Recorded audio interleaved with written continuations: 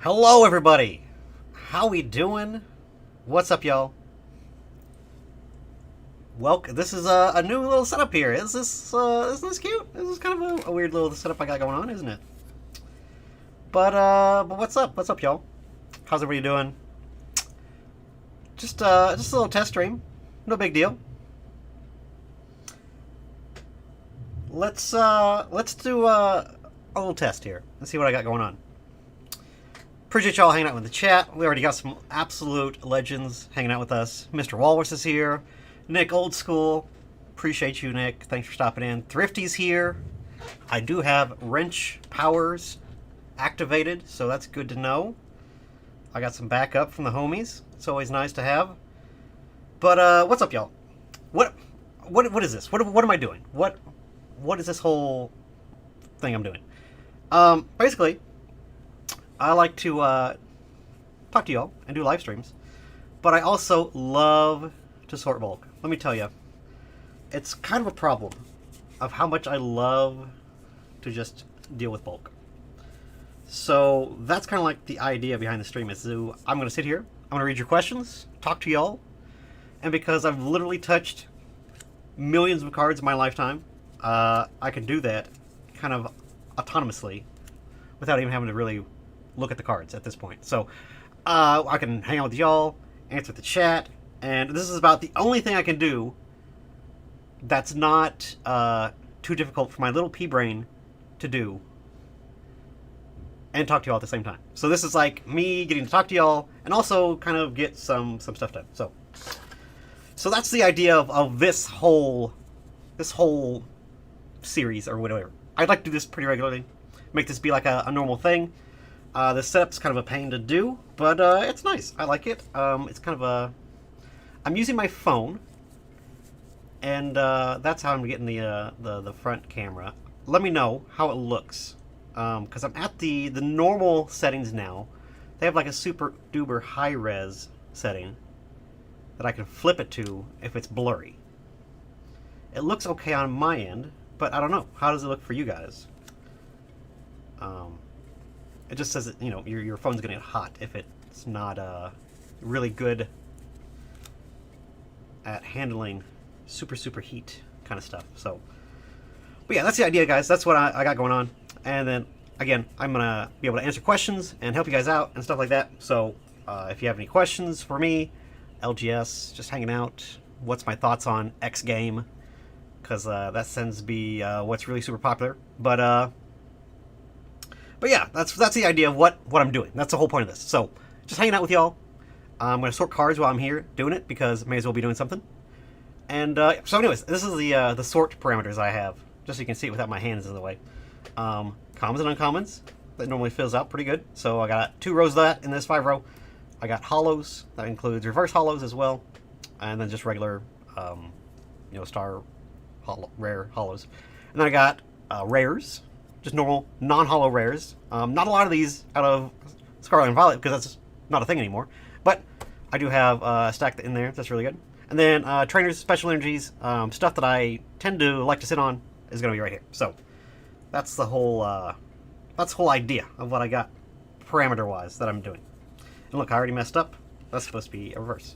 Everything is reverse, goes in the reverse, regardless of whether or not it's a trainer. Why? Because that's the rules that I decided to live my life by. That's why. There's not really any reason, but that's why. So, but good.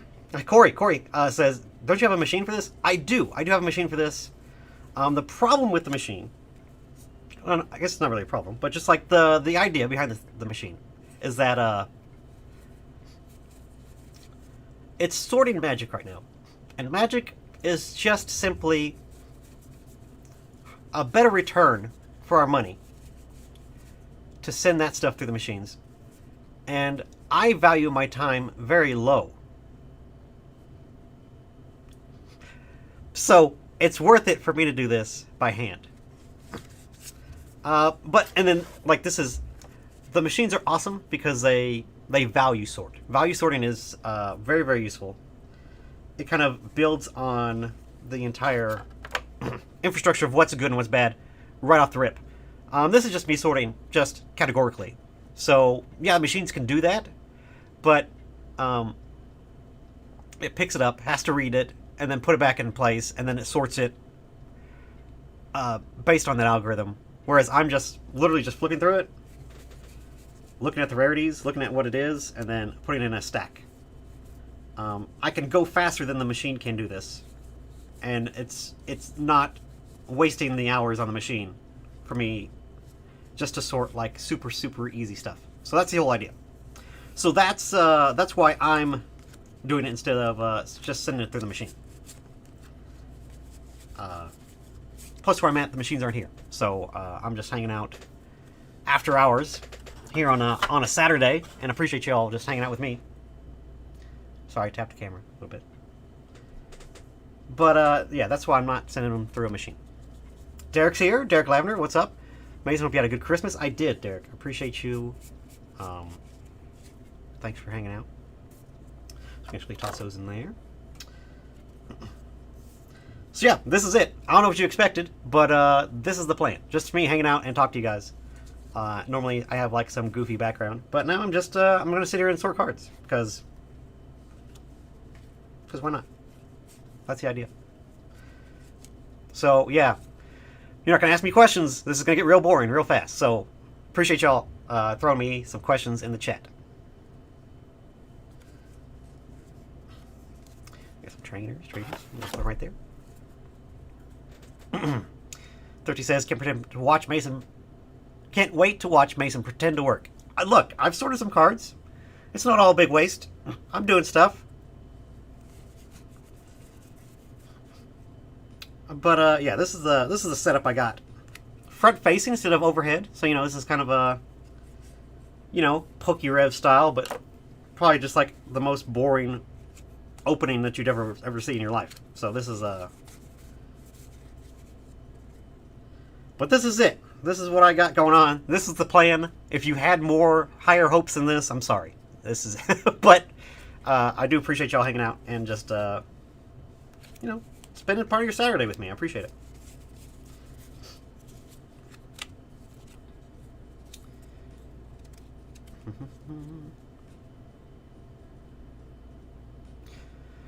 Alex Beast says, just doing this to augment the sorting machine you got.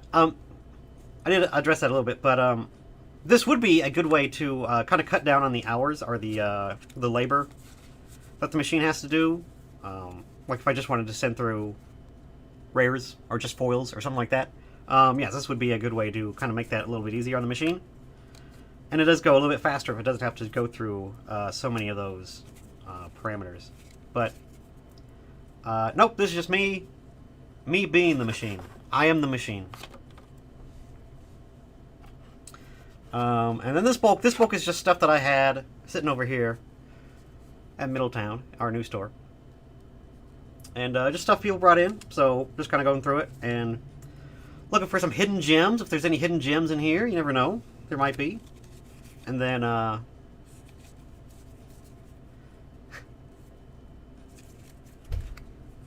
putting it in the 5-row here.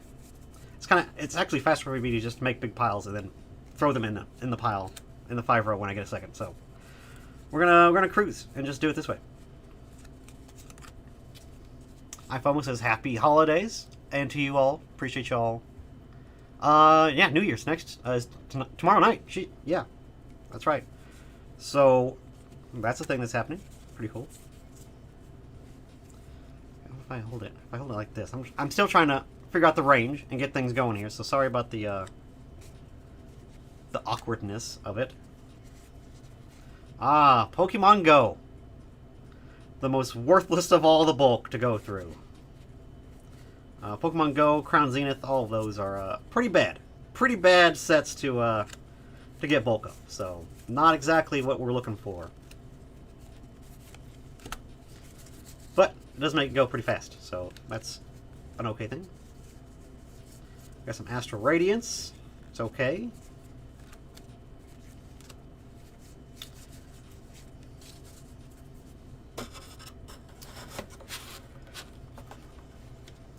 So yeah, iFomo, this is not the bulk room bulk. This is not the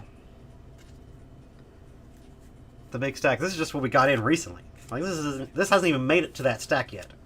That's how new this stuff is. So we have to way to go before we it even makes it to that stack. This is kind of like the pre-sort before we do that. So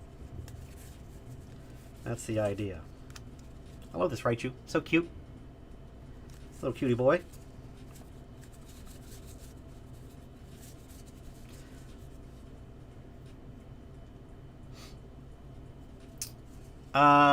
Legend of Luke's in here. Hey, what's up, Luke? How we doing? I saw your live stream the other night. Hopefully it went okay. I wasn't able to stay for the whole thing, but I was there for a little bit. Cute little Togetic. Pretty cute.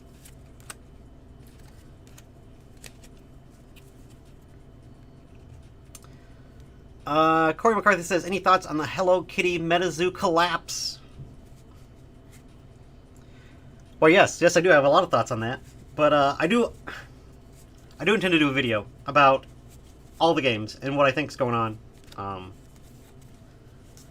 It always comes to pass where I have an idea for a video and then somebody else makes a video about it, and I feel weird about making another video.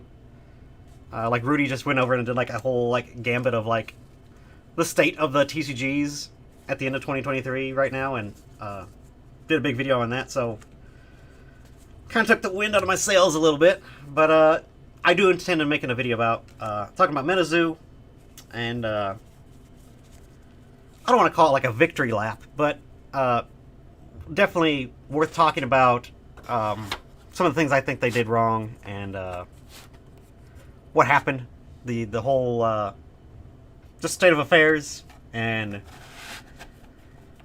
their organized play and all the stuff that they did with the map pricing and the restrictions on being able to sell stuff and when we could sell stuff and at what price we could sell stuff. I got thoughts on all that stuff, and I do intend on doing a video very, very soon. But I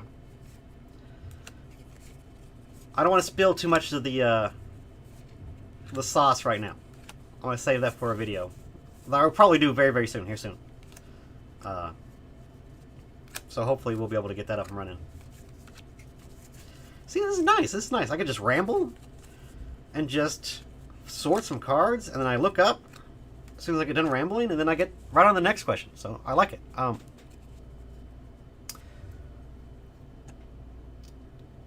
Ornadier says, Pokemon needs a commander-like format. That'd be interesting. Gym Leader's kind of cool, where you kind of use cheaper stuff. But I don't know. Pokemon just came out with new promos over in Japan for Expanded, which hasn't had any attention here in a very long time. So maybe they're going to be wanting to do some Expanded stuff here very, very soon. We'll see.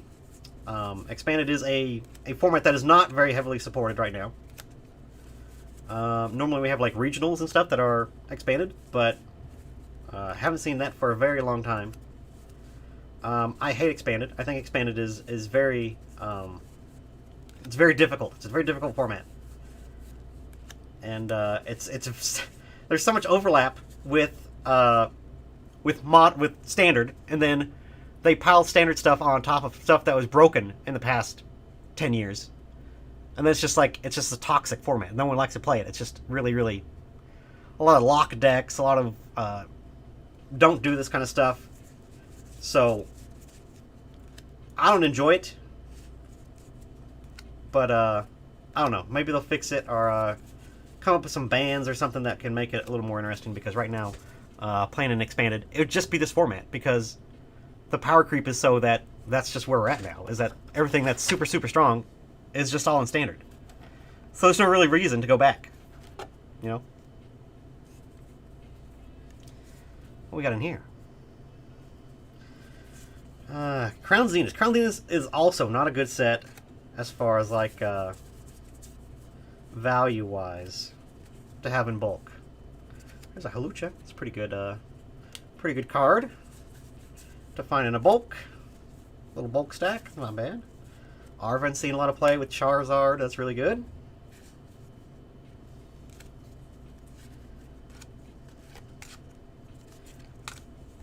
Silver border stuff is so nice to go through. because there's no rares. So I don't have to worry about pulling out regular rares. Take this research.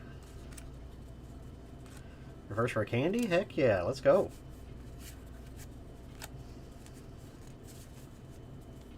This makes it a lot faster. A nest ball, let's go. It's playable. Oh no, I put that over there. It's not over there.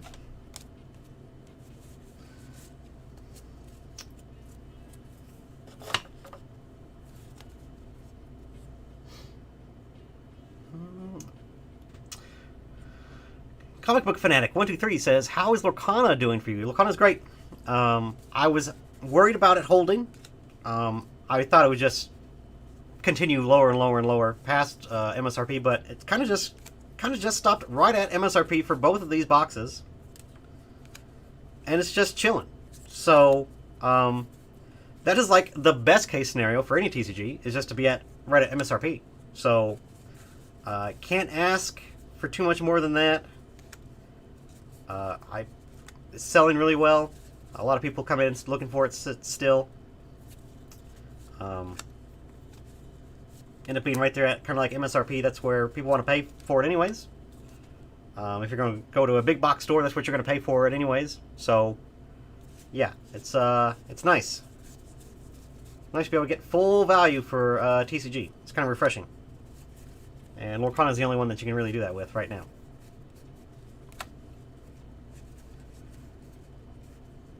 The Alex B says, "How did this holiday season go for business?" We were busy, really, really busy. Even the days after Christmas, like the 26th was like the best day of the month, because everybody got all that Christmas money and was coming in and buying stuff. So that was really cool. But yeah, even leading up into Christmas was really good. We were doing a big sale on some categories for our store, so a lot of that stuff kind of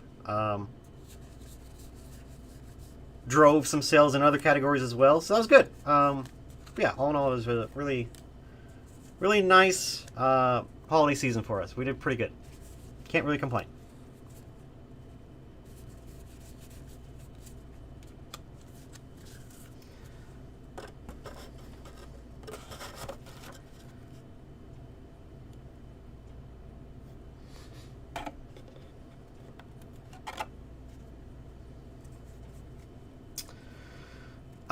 Alex was asking about other formats, and I just talked about, yeah, expanded. Expanded is a thing. It goes all the way to black and white and newer.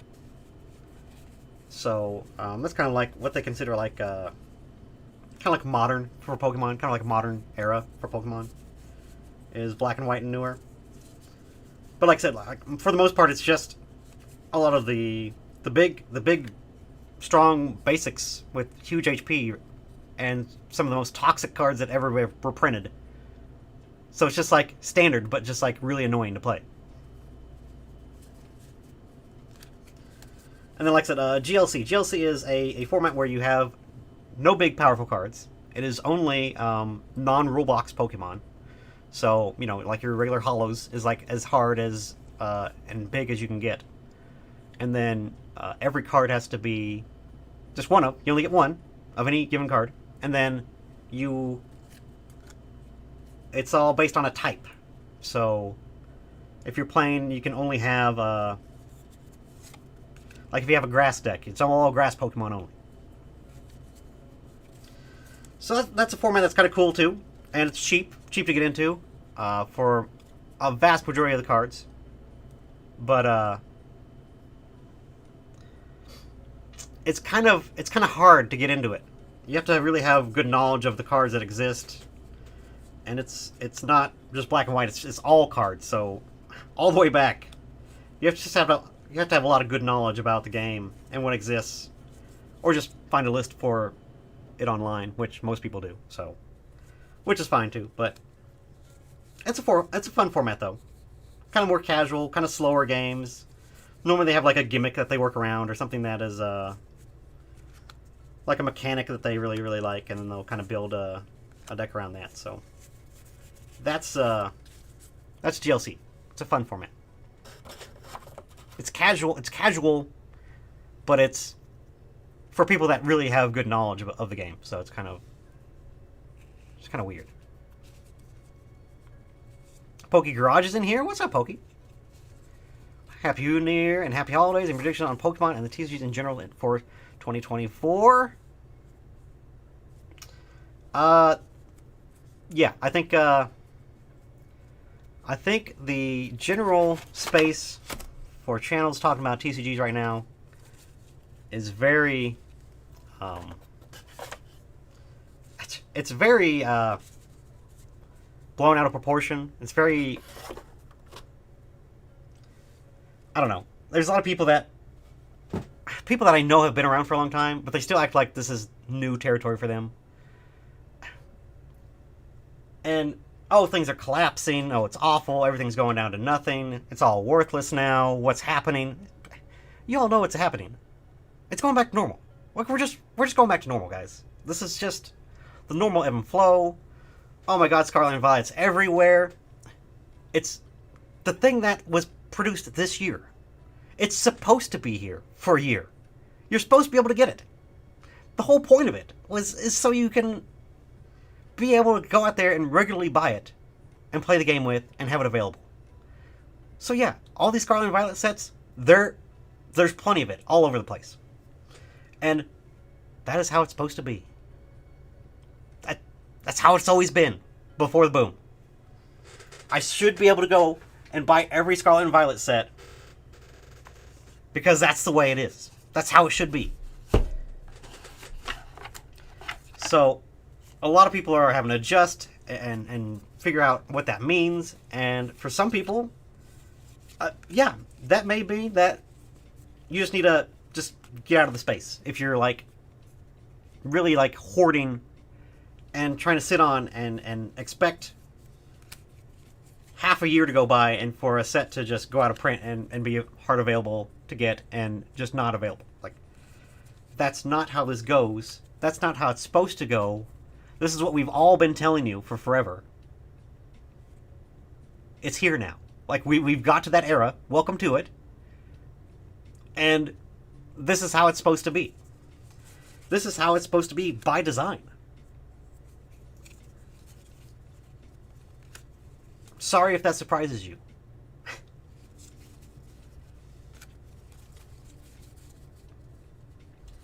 It's just funny. It's just funny to watch these channels and just panic, like in a state of panic. It's like, this is what TCGs do. This is what they've always done. What are y'all talking about? So much Silver Tempest. So much Silver Tempest.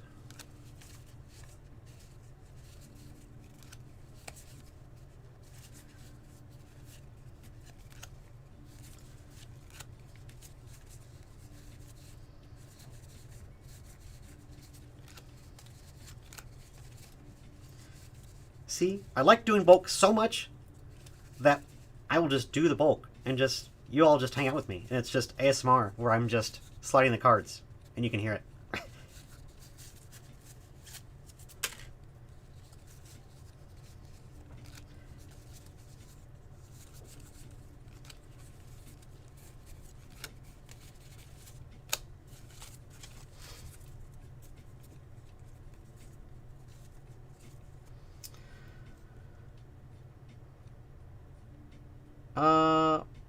Let's see. Oh, lost my spot. Hold on. Sorry. iPhone says, Pogo Snorlax is a troll. Yep, don't like it. Not a fan of stall. Not a fan of blocking decks. Not a fan of decks that say, no, you can't play this. I'm okay with that to an extent, but when it's just like, your entire game plan, the way that this game functions, yeah, we're not going to do that this game. I'd rather just sit there and just not play then. It's just...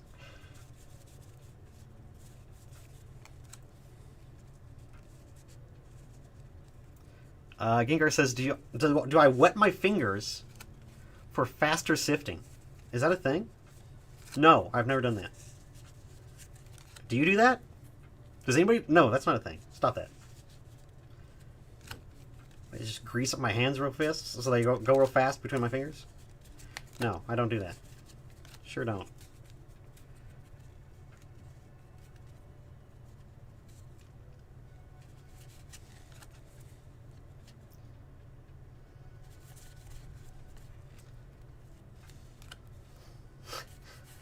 Dan's here. What's up, Dan? I was not doing a victory lap on MetaZoo. I don't want to be doing a victory lap on MetaZoo. I just wish they would have listened, you know?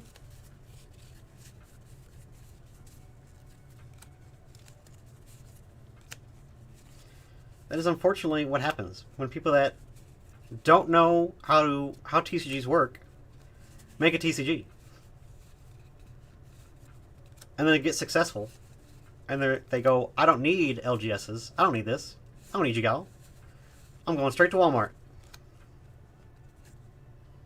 Alright. That was good for what? Half a year?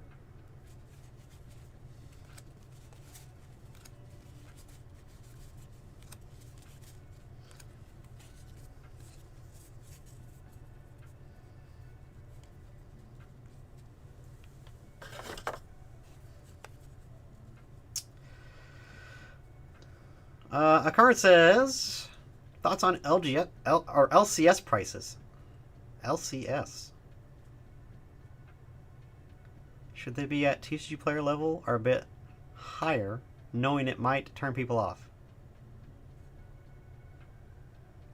LCS. LC. Akaran, you gotta help me. I don't know what that means. I'm sorry. I guess I'm just dumb.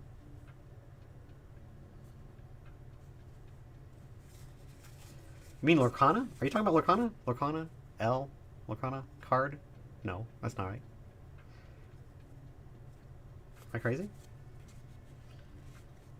Oh, local card store. Oh my god, I'm an idiot. Okay, I am an idiot. Sorry. Jesus. Thoughts on local card store prices. Should they be at TCG level or a bit higher, knowing it might turn people off? I've done a bunch of videos about this before, but I think that it is not unreasonable for you to walk into a game store and pay a little bit more for the lowest end of things, just to accommodate the factor of I call it the here and now tax. The floor for my cards on TCG Player are 15 cents. The floor for cards in my store is 25 cents. It's just, I gotta be able to make that employee's time going and finding those cards for you, it's gotta be worth it financially. And I gotta be able to pay for that employee to do that. Whereas if I sold that card on TCG Player, it's going direct, and then it gets all pulled at once. So that's kind of the logic there. Now, and then for the higher end of things, I think it should be close to TCG Player. Like with us, we have prices for stuff that's in store for us, where it's below what we have it on TCG Player for. So that's, you know, you should be winning that way too. And if you go to our pro account, our pro website for TCG Player, you get those discounts as well. We pay less fees. You pay less for the cards. And then I'm still able to ship them to you just like you would be on TCG Player. It comes across the same way. It looks exactly the same to us. And we just ship them out. And it saves us both money. I don't get eaten up on the fees, and then you save more money. So that's a good thing about the pro websites that TCG Player offers, pro stores, is that you have, you know, I'm on both platforms. I'm there for in-store and local people, and they save money. Or I can sell on TCG Player directly, through Direct, as well, and sell the card for more, but it basically just covers the fees, realistically. So that's the logic there. There are times that you come into my store and you buy cards for cheaper than you can on TCG Player for a price range. It can happen, absolutely. So, yeah, there's a give and take there. You know, it's got to make sense for both parties. I get it. So that's what we do. It may not be what everybody does, but that's what we do. And I think that's fair.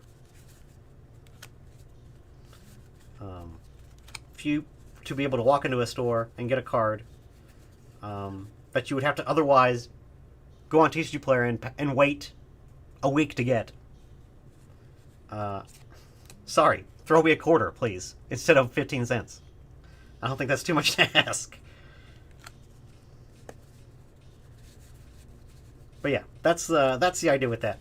And then as far as like sealed product, it's got to be the same way. You know, it's got to make sense for me to stock that item, or else I'm just gonna not stock that item anymore.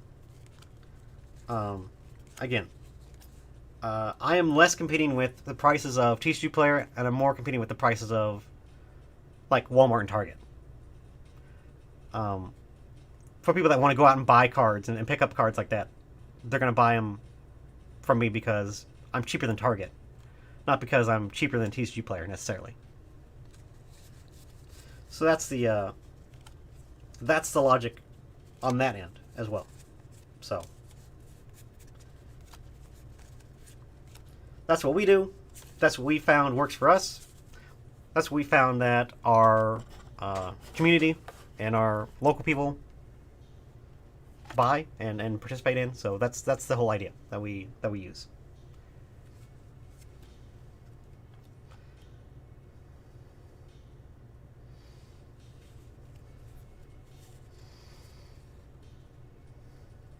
iPhone says thoughts on Ancient Entei. Like the design or just like the card? The card is not great that I know of, but he's just a little guy. He's just a little Triceratops. Definitely doesn't seem as cool as the other ones, or at least unique, but he's fine. Whoops. Wrong thing. Move over there. Sorry, I keep bumping this. I'm not used to it being right in front of me, so... Okay, there.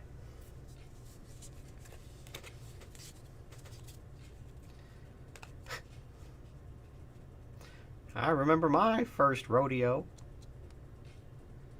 Yeah.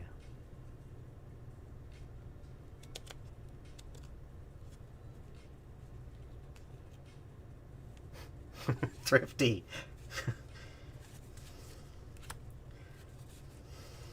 Yeah. Sorry, I'm catching up. Dan's promo will soon be the most expensive MetaZoo card. It definitely has the most sell-through rate of anybody on eBay. I know that much. I actually checked. It is.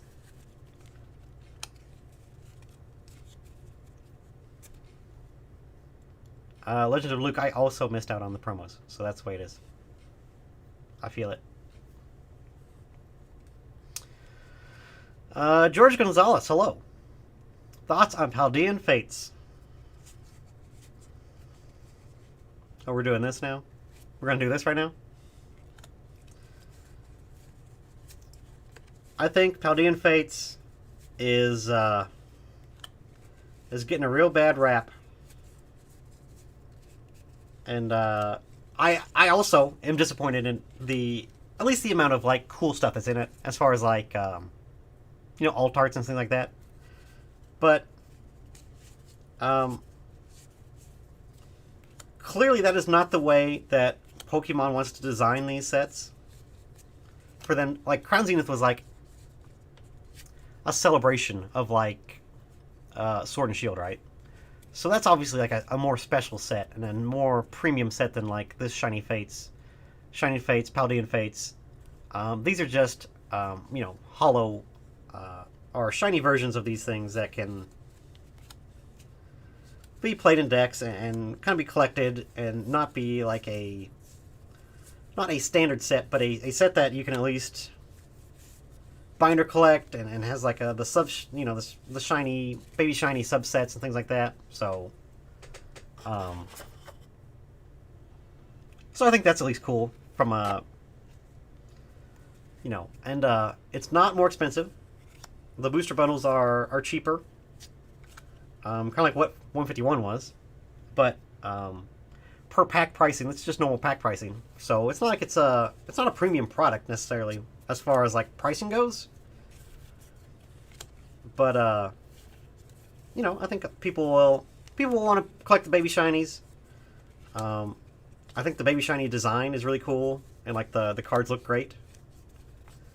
The Japanese ones definitely will probably pop better than the English ones, but it's fine. It's a fine set. Is it like super exciting and like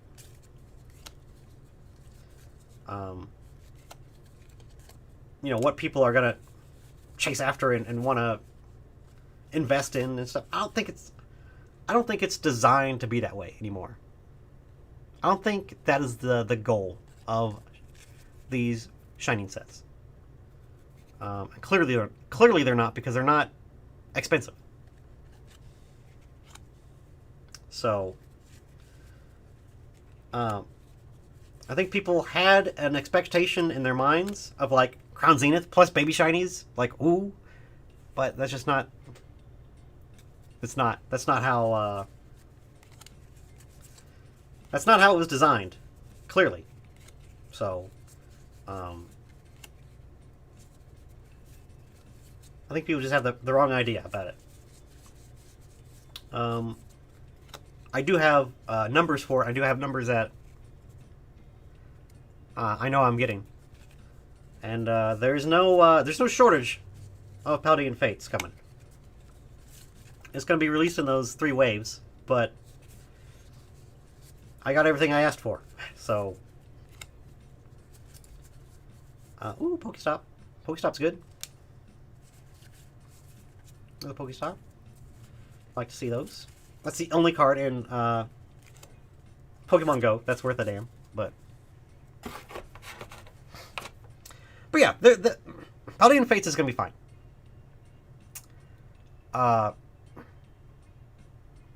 We are in a situation where... Sorry, I'm still a little phlegmy from being sick. I was sick over Christmas. That was a bummer. But I'm still... what was I saying? I do think it's bad that all these things that we're getting baby shinies of, we already have a lot that have like the art rares and pre-release promos and things like that. So they're not even going to be... Ugh, gross. Shiny Fates. Speaking of Shiny Fates.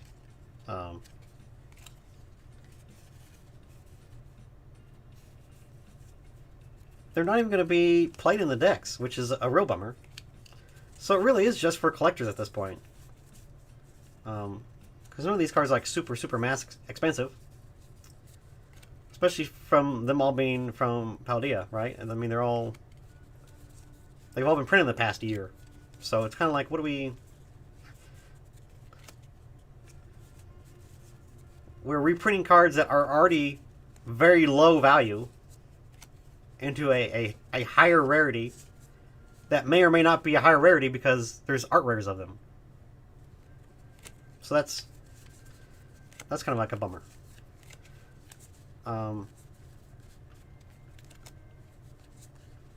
Yeah, that they didn't like make like, I don't know, some of the stuff from Brilliant Stars and from Astral Radiance and Lost Origin and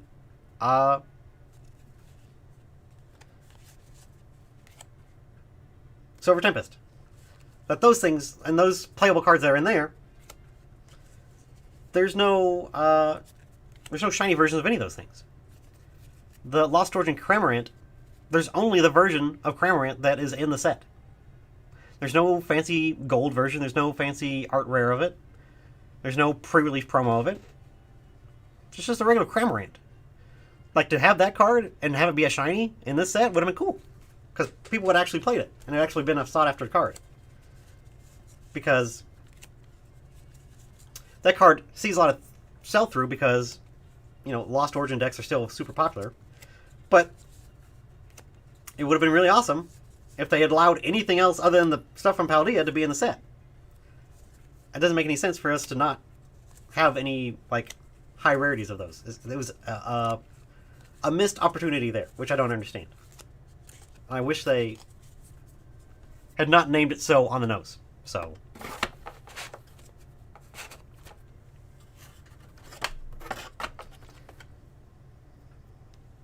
that's Paldean Fates and what's going on with Paldean Fates.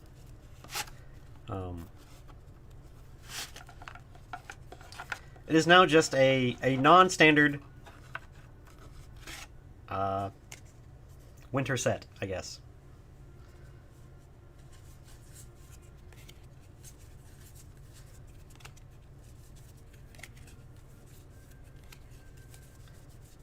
And it might be hard to find at first because, again, we got those, like, 3 weeks in between the waves.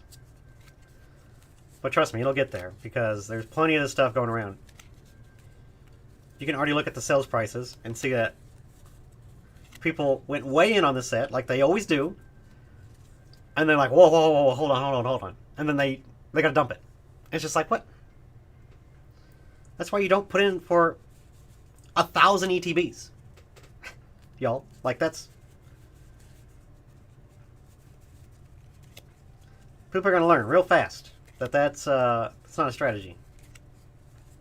When you can just buy things at any given moment. Then, of course, all those people sell out, and then it sells through, and then in 6 months, all the prices will be healthy again. You know? And then it's... But the time that you should be getting the most amount of your money is not there anymore because people are just dumping the products.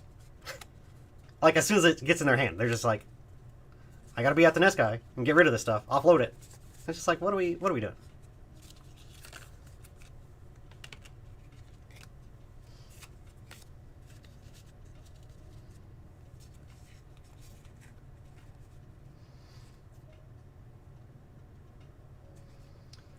Jackson says LCS prices should be a minimum of 2 times TCG player prices because they have to deal with people smearing shit on their walls.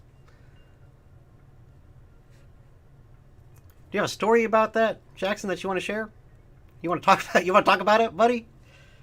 What's going on there? What am I looking at? I want to know the lore. Tell me the lore, Jackson, of that situation.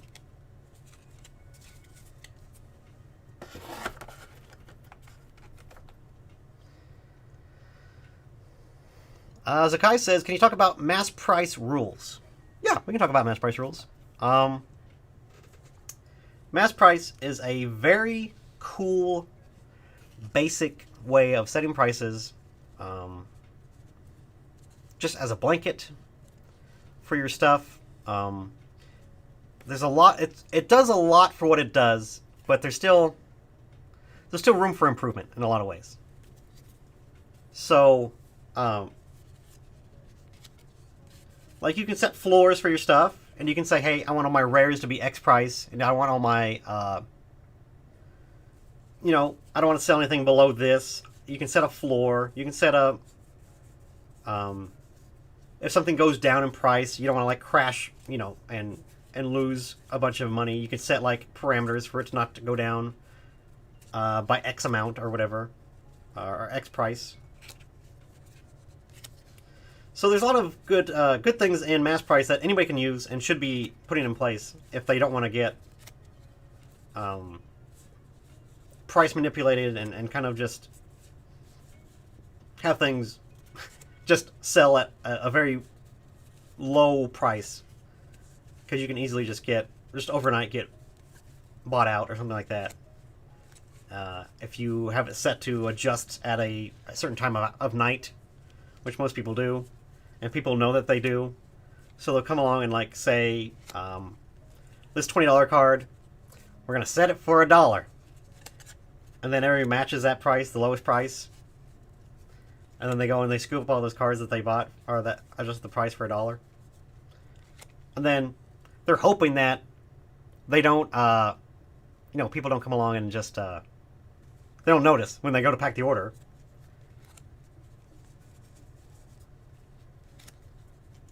So you gotta kind of watch and be careful.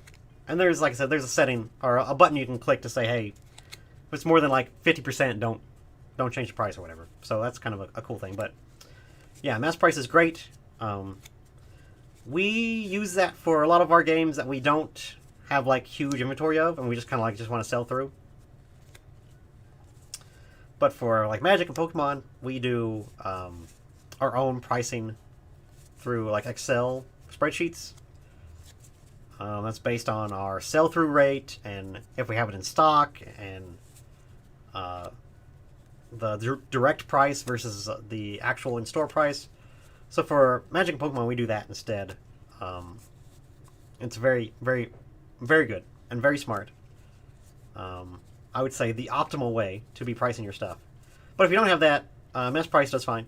If you just want to have a set price that you can trust is not going to be... it's going to improve your rate of sales, but it's not going to completely blow you out, necessarily. So, that's the idea.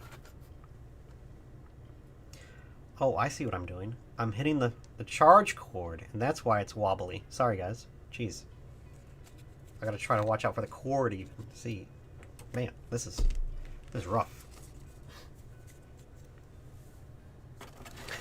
Giovanni Pigu says, let's pick up the speed. Sorry. I've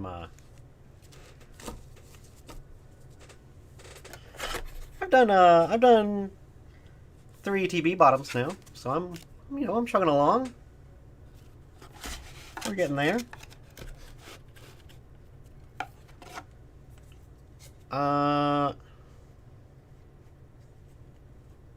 Ethereal Phenotype. What a name. Do you think Moonbryon will keep going up? No, I don't think Moonbryon's going to keep going up. I think Moonbryon has probably got a ways to go to even out to where it's going to be a reasonable price. When I say reasonable, I mean like comparable to everything else.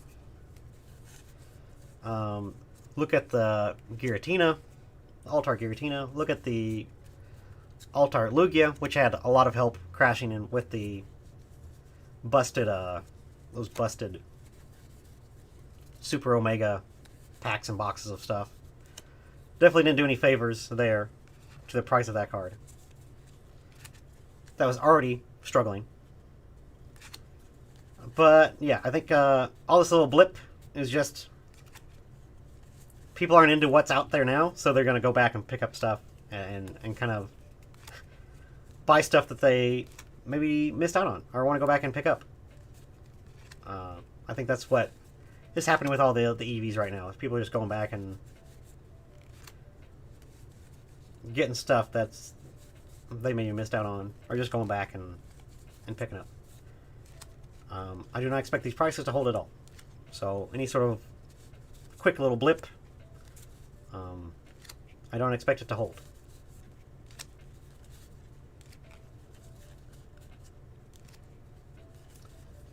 Where do I expect it to end up? I mean, I can see Moonbryon being like a $300 card. It's gone beyond just like the chase card for that set, right? It's kind of like a defining card for the entire like hype era of Pokemon.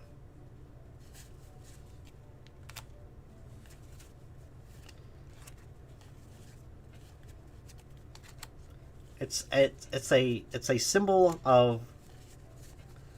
It was a sign of the times, and nothing is like Moonbryon in that way. So it is kind of like the barometer of how crazy the market is right now. But I think just according to like what it's doing right now is not very indicative of what the entire market is doing. Clearly. As everything else plummets. All the EVs are getting a little help. Okay. Like, weird. Just a thing. Just a little thing. I wouldn't read too much into it. Drew's here. What's up, Drew? How we doing?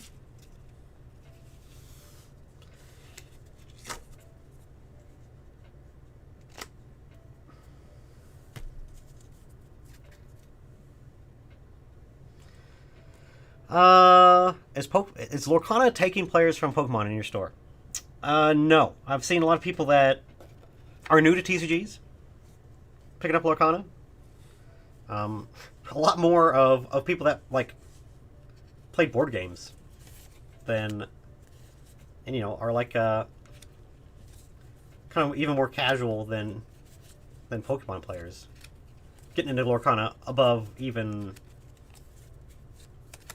I mean, there is people that play both are interested in both, but to say that it's taking from other games, not really. It is very unique in that way. It's kind of crazy how just this entirely new group of people came in and are buying Lorcana. And if you want any indication of that, go to like the Lorcana TCG Reddit, go to like the Facebook groups, and see people just things that us as Pokemon people that have been in the market and dealing with the card prices and stuff for forever. Look at the Lorcana groups and read just the thought process of those people versus like to us now in this where Pokemon's at. It's like, oh my god, Elsa crashed and she went from $900 down to $400. The game is dead. It's over. It's done. It's everybody's leaving. Once the investors leave, it's no hope. It's like that's. Do you really think a TCG should have $1,000 card off the rip? Like, is that a healthy idea of a price of a card to you? No, it shouldn't be. Like,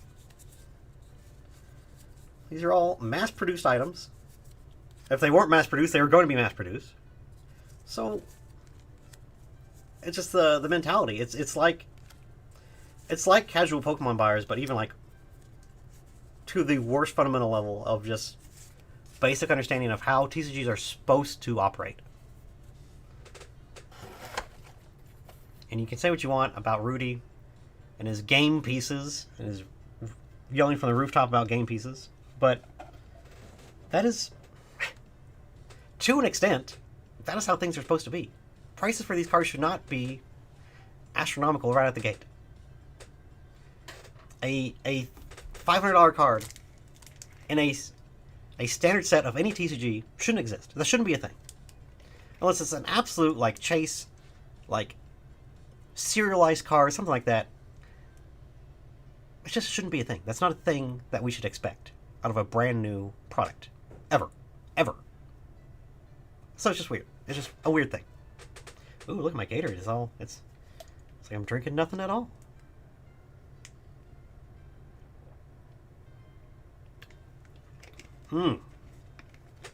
Orner, let me go grab another ETB bottom. I wanna talk about what you just talked about. Give me 1 second. I gotta kind of squirm over here. Sorry.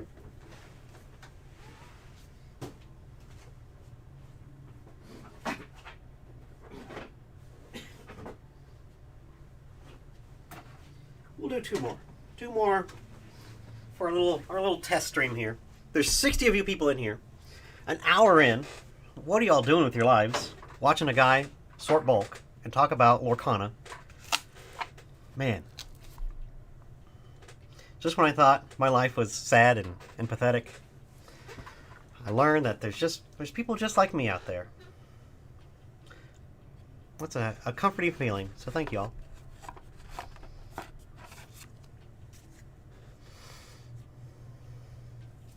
What's up, OKJ Love? How we doing? Good to see you. Welcome to the party. Hope you're doing all right.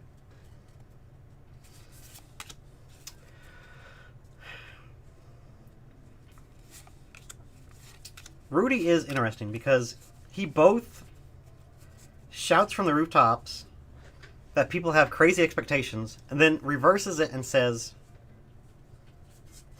that things are undervalued and it's all the TCG and the company's fault, so everything has no value.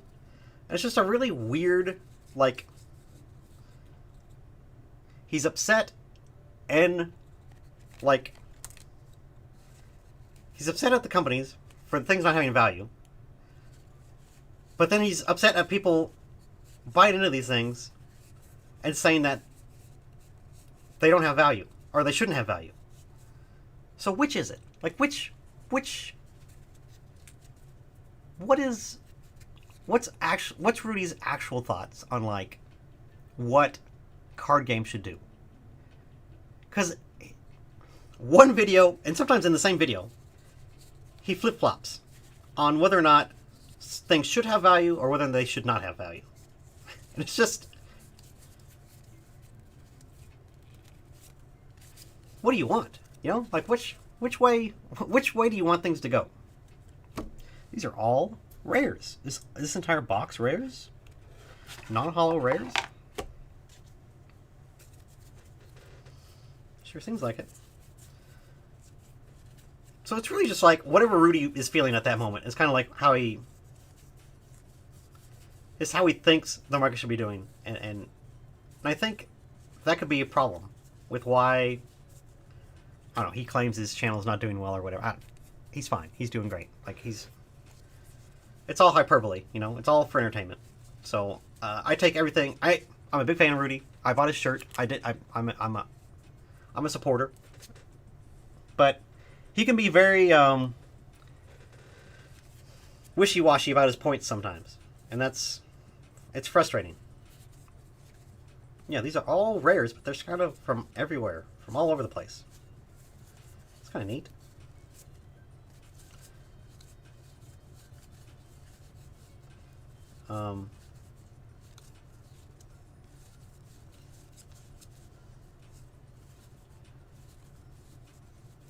It's a hard balance. It's a very hard balance to when people are not interested in investing, air quotes, right, in TCGs, but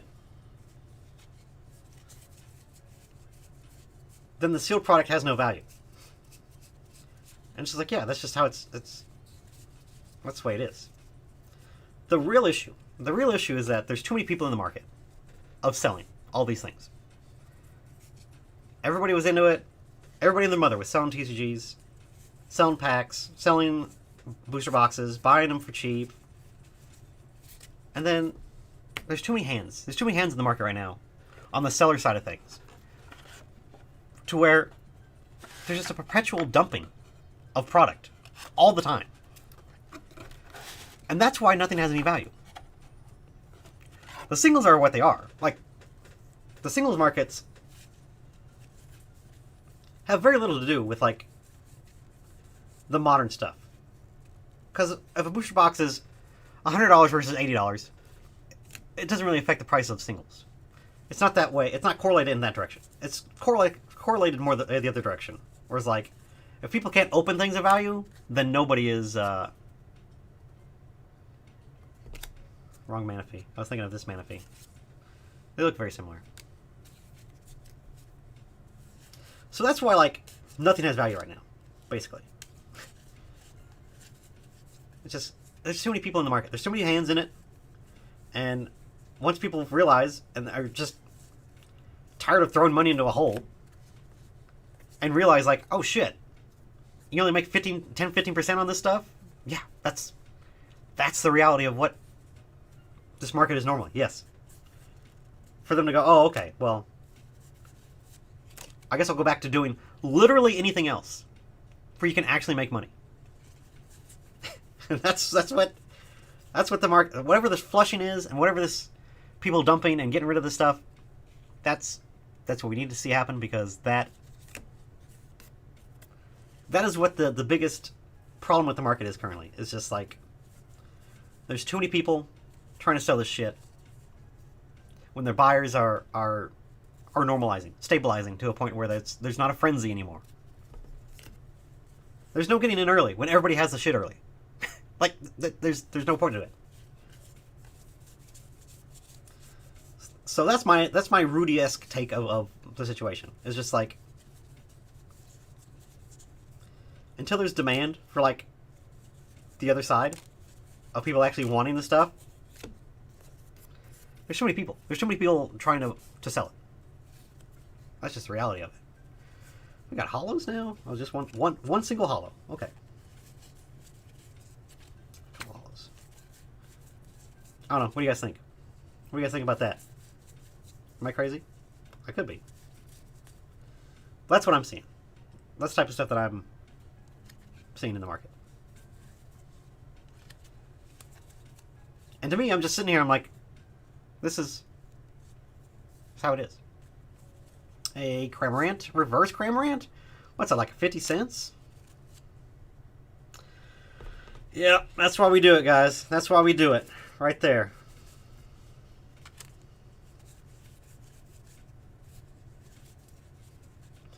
Makes it all worth it. Right there.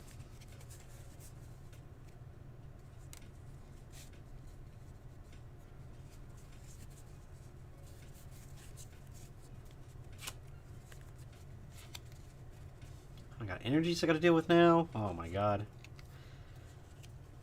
We were good with all the rares, but now I got a bunch of energies I gotta deal with now. Okay, well. A block Snorlax Hollow? What's that? That's gotta be worth $1, right? That's gotta be worth $1. Oh, I was mixing rares and commons and uncommons. Whoopsies. Hold on. There we go. I'm gonna take that out. That's going off to the side. That might be worth a pretty penny right now.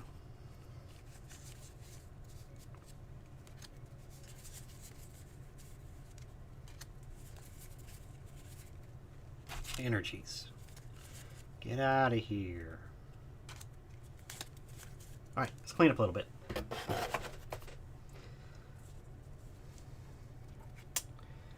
But yeah, what are you guys saying? Because, Binico says, because they are pretty like the boom is still here.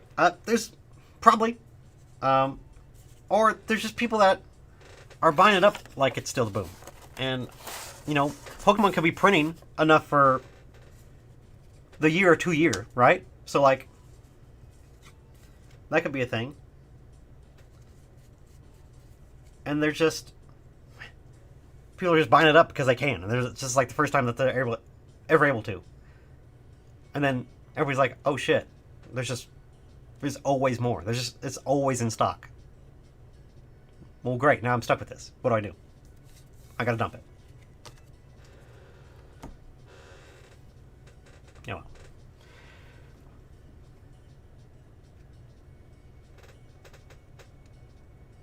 Blackwater Gaming, hello. Happy New Year to you as well. Thank you, thank you.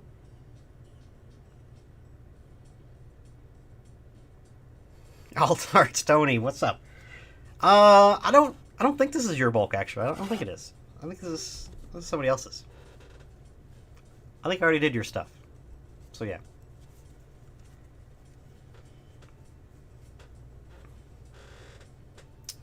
Fastby says the fact that Sword and Shield cards were off-centered and miscut at high percentage, if you get a PSA 10, is a big thing. I mean, don't make me get out the fedora, but I think the print quality thing, there could be some loosening on the reins there that Pokemon is okay with, and if that's what they got to do to, like, maybe keep the hype down or keep things in stock where people aren't buying it up because they could grade it and flip it and immediately go to sell it. Maybe that's what Pokemon wants. Yo, Pokestop. How about that for a little idea? Maybe Pokemon, especially for 151, maybe they did it on purpose. Maybe they intentionally made the print quality and the edges bad so that it would go to the true collectors and not people wanting to flip it and sell it for money. How about that? How about that little... It's like a shower thought right there. I'm not saying it's true. I'm not saying it's true. But...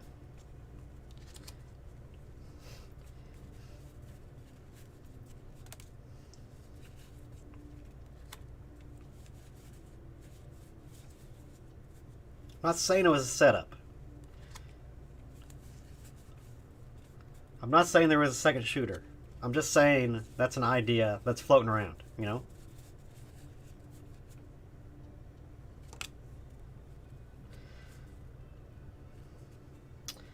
Just saying, just throwing it out there.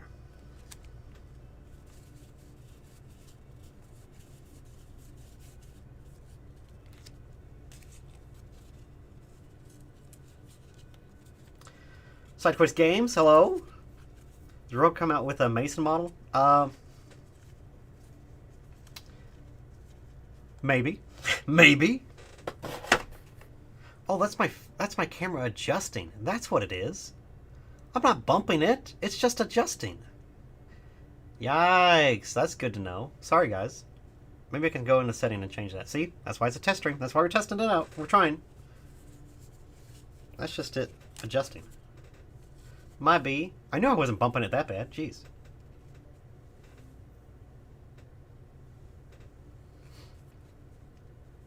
Thirty says, too many dudes quitting their jobs to sit scouring Mercari. Oh, that's a whole nother thing we can talk about. I wasn't even talking about the Japanese side of things, but we can talk about the Japanese side of things.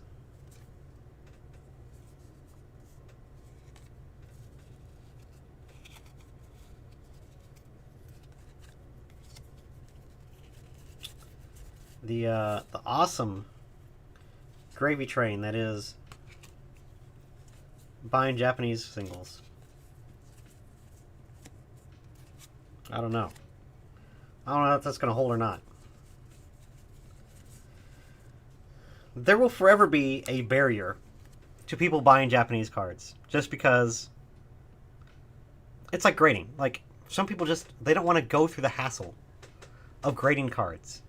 So even if you're buying Japanese singles to sell here, there's going to be people out there that do want to do that and do want to pay up, and they're okay with paying up to just get them quickly and not to worry about ordering them from Japan and all that stuff. There's plenty of people that want to do that.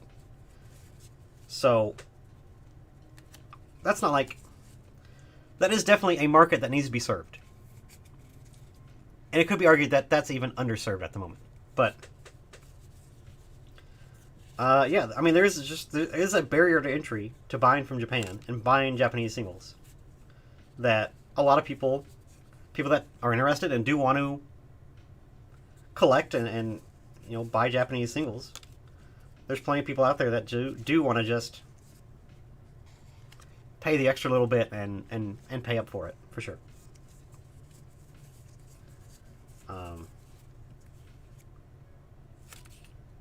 And look, if people want to pick up if people want to buy from Japan, and then they get them in their hands and they're not worth, you know, buying or, you know, shipping or grading or whatever, and they want to sell the singles of it, like and they make a little bit of money still or break even or whatever, that's part of it. That's part of the economy of that side of things. That's healthy. That's good. That's nice that you have somewhere for that stuff to go. Kind of gives you an out, like a safety net.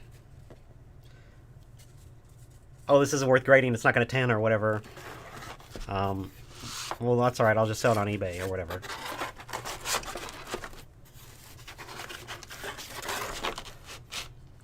That's a strategy. That's a thing you can do. All right. I got another ETB in me. I think that's probably enough. Over an hour of a thing that's supposed to be a test. I think that's fine. We'll be okay. But I do think it's cool though that there's people that just still want Japanese stuff. I think that's really cool. And that, you know, it is I don't want to say it's a niche, but it's I guess it's fine. I mean, it is a niche that's just like people that just love Japanese stuff. And that's cool. Modern Japanese stuff is a little weird, but lots of things that people just...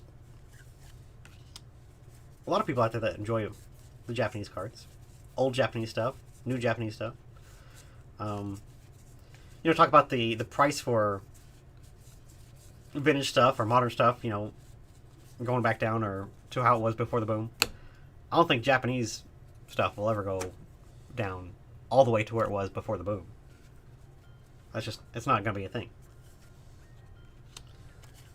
There's just more people that are interested in it now and are going to stick with it than in the past. Ugh, Crown of Zenith. Just rough, brutal. Not a single playable thing. And the non-hollows for that set.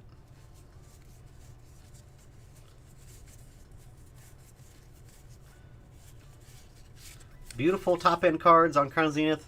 Absolutely horrible. Return on investment as far as like the commons and uncommons.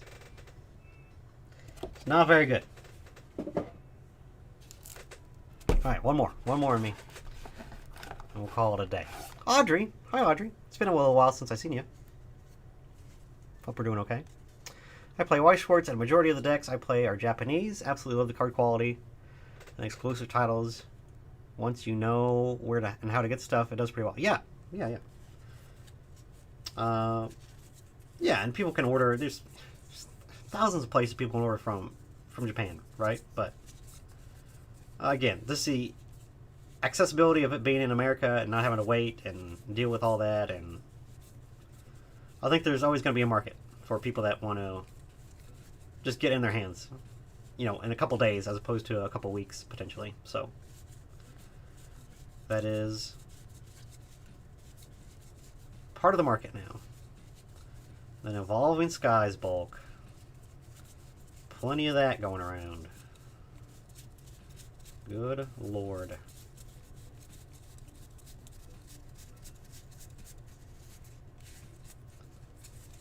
Battle style stuff.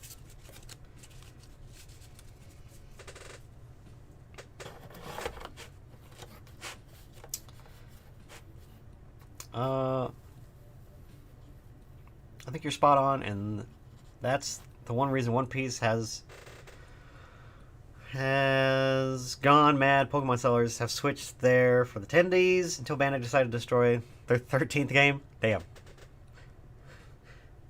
Warren, you've been around a little bit, haven't you? This ain't new to you, is it?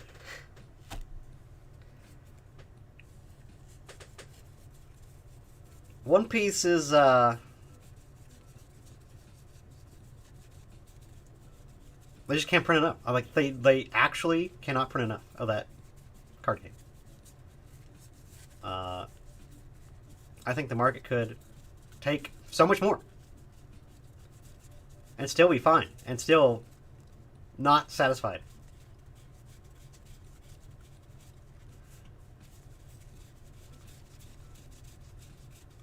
It's one of those things where the price goes down, and then immediately people are like, oh man, it's getting cheap.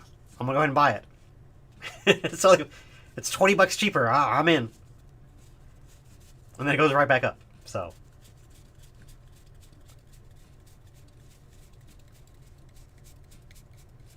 This is all, yep. Chilling Rain, Evolving Skies, all commons and uncommons. So we'll be able to go through it pretty quick.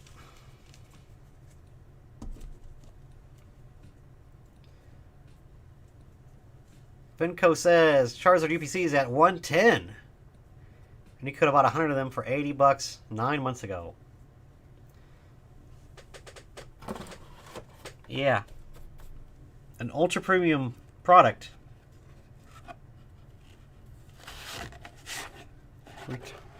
Retaining value. Or going up in value.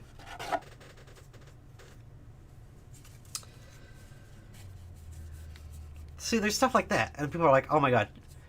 Charizard UPCs are everywhere. They're not investable. Don't do it. I called it. I called it a mile away. I called it. Brother. Here we are, right back where we were. They're at 110 and they're on their way to 150. Like, a matter of time.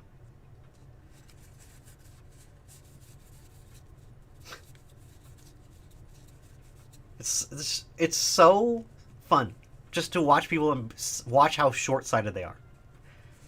And just like, I can point to 5 other things that did exactly what Charizard UPCs did.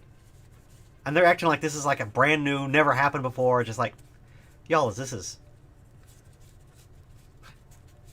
I feel like just like recording videos. Oh, this is a guaranteed shot. This is, you know, this is guaranteed investable. This is what you want. And then just every 3 months, just put out the same fucking videos. And it's just, it's because the same things people are saying 9 months ago when it was nothing.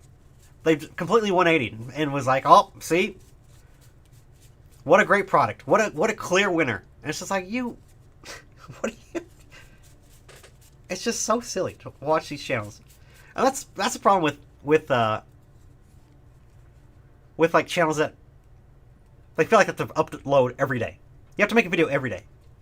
And it's just like, you're going to just say things how you're feeling, and that's not wrong, and it's not the wrong thing. It's just like, I don't have it in me to make a video every day about every single product every 3 months and just repeat myself and then double back and say the same things about the same products. It's just, it's so monotonous, and it's so just same. Like, change the title of the thumbnail of the product, and I can just keep saying the same.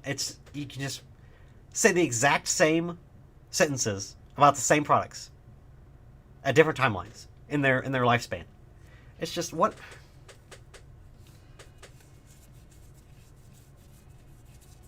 Yes, we knew that Charizard UPCs were eventually going to run out of stock, and you were going to just not be able to pick them up anywhere.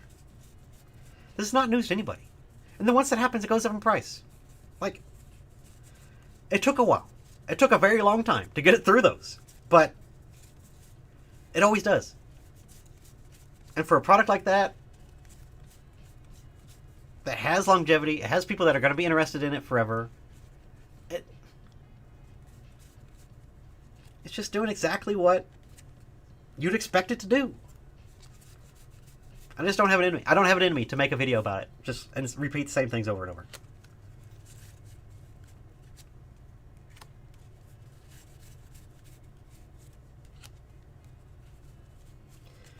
That's why making content is hard.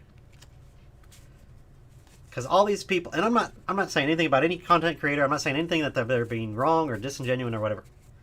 It's just, it's very difficult to make a video every day and not just, like, repeat yourself into the dirt.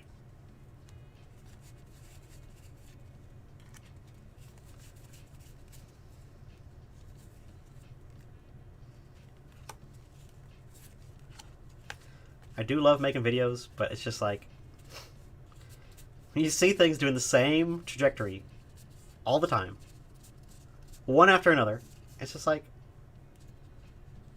yeah.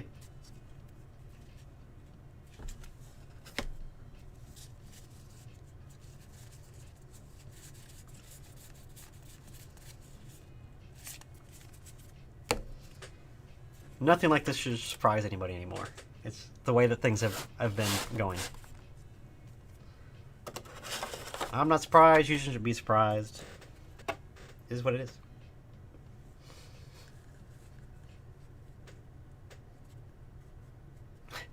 Fastbee says, your video when you had Chilling Rain and Fusion Strike coming out of your ears made me chuckle. Yeah, and then look at it now. Like, look at it 3 months later. And it's not like...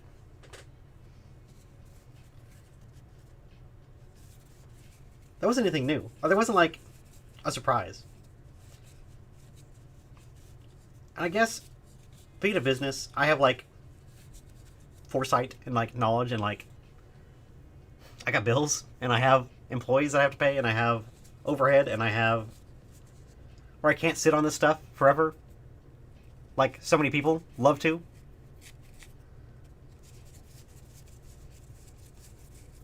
I can't do that. I can't be... I'm not an investment channel, and I can't make investing content because I cannot run a business that way. So that's just, like, not It's what people want to see, maybe, but I just don't have it in me. I ain't got the dog in me.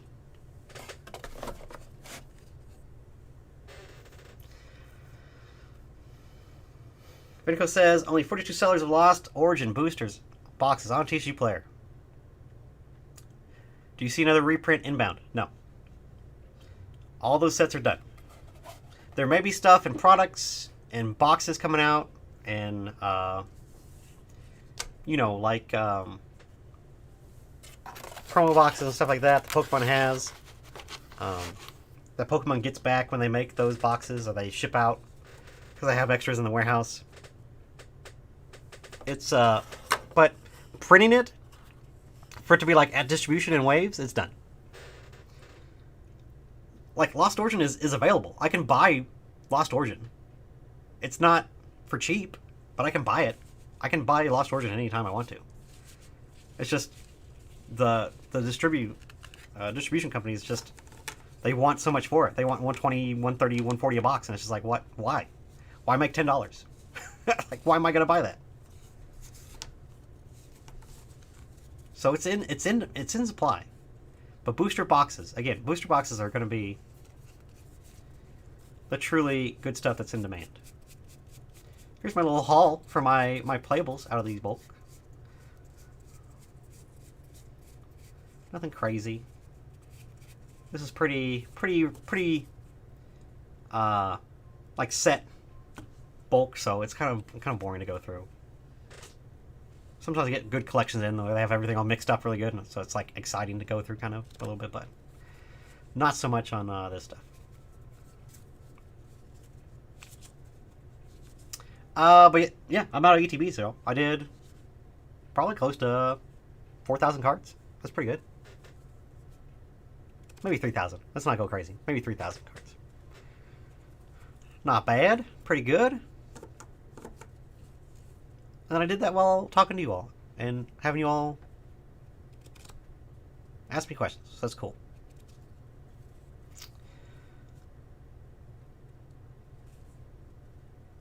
Audrey says, could be worse, could be making videos like a big YouTuber has the last few days.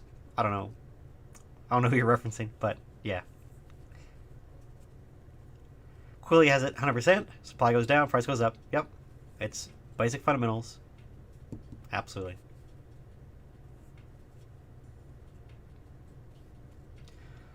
Altarg finally got a 151 finished. Awesome, man. Good for you. That's cool. It is a brutal set, so that you got it all done. That's awesome. I mean, a lot of the Sword and Shield stuff that it's going to go out of rotation here in a minute. So we'll definitely not ever see like Fusion Strike or anything like that printed ever again. Brilliant, Stars, and Newer. Has a chance. Has a chance. But I don't think they will.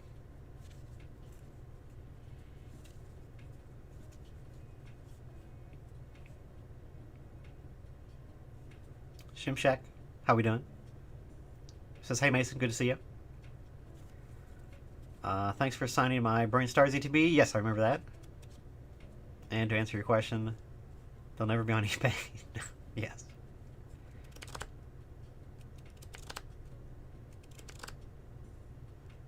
Alright, y'all. I'm going to hop up here. Appreciate it. Thanks for hanging out. I'm glad we were able to test the stream. I will have to fix the camera focusing like that. Figure out what setting I need to put it on to make it not be so gross and jumpy. But I did enjoy it. It was fun. It's an easy setup to do as well. So hopefully it was, I don't know, something to listen to in the background.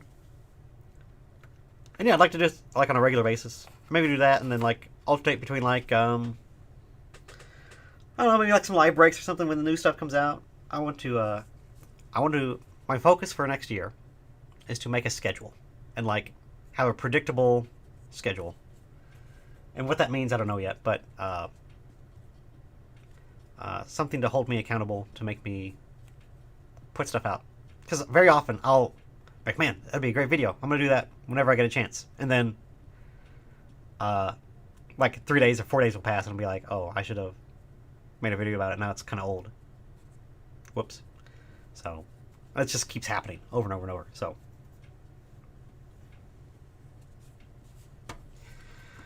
but yeah, appreciate y'all. Thanks for hanging out. Thanks for helping me sort this stuff out. And yeah, maybe we'll do it next week, and we'll see how it goes. All right, y'all. Have a good night. We'll see you.